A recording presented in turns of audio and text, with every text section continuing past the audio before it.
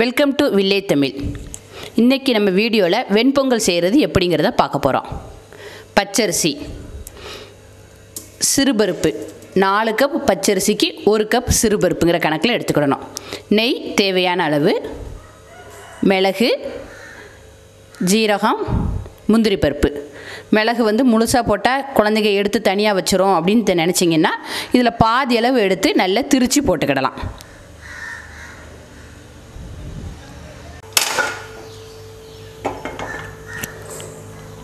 அடுப்பை பற்ற வைத்து குக்கரை வச்ச பிறகு குக்கர் சூடு ஏறிட்டுனா நம்ம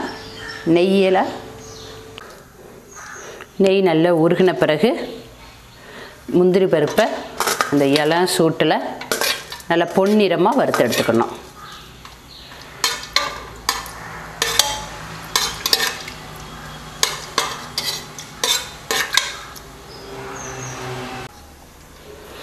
அரிசியும் சிறுபருப்பையும் நம்ம மிக்ஸ் பண்ணி களைஞ்சி எடுத்துக்கணும். நல்லா தண்ணியில் ஒரு 2-3 டைம் நல்லா களைஞ்சி சுத்தப்படுத்தி வச்சுக்கிடணும். முந்திரி பருப்பு வறுத்தது போதும். இப்போ சீரகத்தையும் மிளகையும் ஒன்றா தட்டிட வேண்டியது. அதில்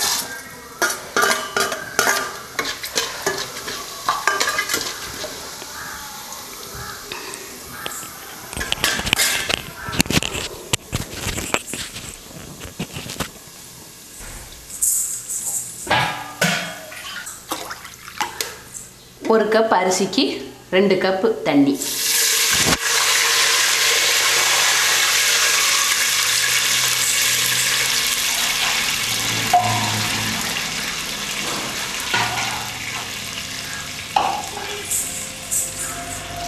ரெண்டாவது கப்பு உப்பு தேவையான அளவு இப்பவுமே கலந்துக்கலாம்.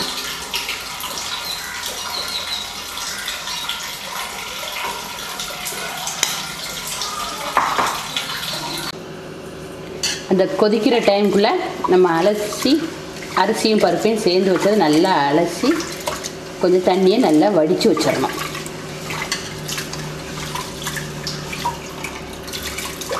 ஒரு 2 டைம் தண்ணி ஊற்றி அலசினா போதுமானது.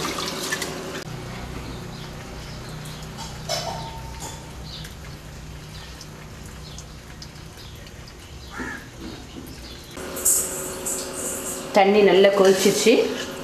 நம்ம களைஞ்சி வச்ச அரிசியும் சிறுபருப்பும் இதில் போட்ட வேண்டியதான்.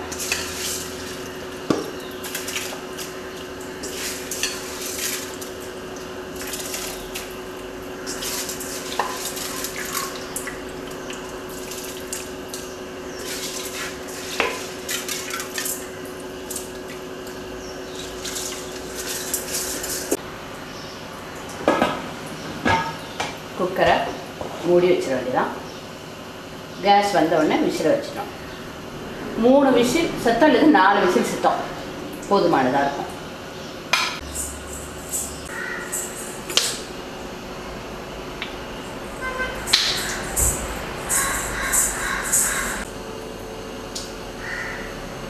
கேஸ் வந்துருச்சு. வெயிட்டை வச்சிட வேண்டியதான். 5 விசில் வந்த பிறகு ஆஃப்னா கூட ஒன்றும் இல்லை.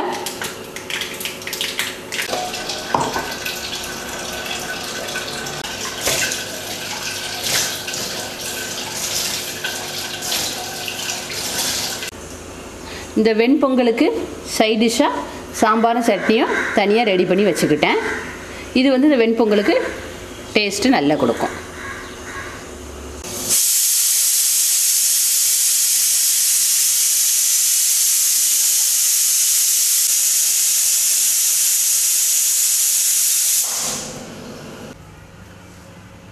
சுவையான வெண்பொங்கல் ரெடி.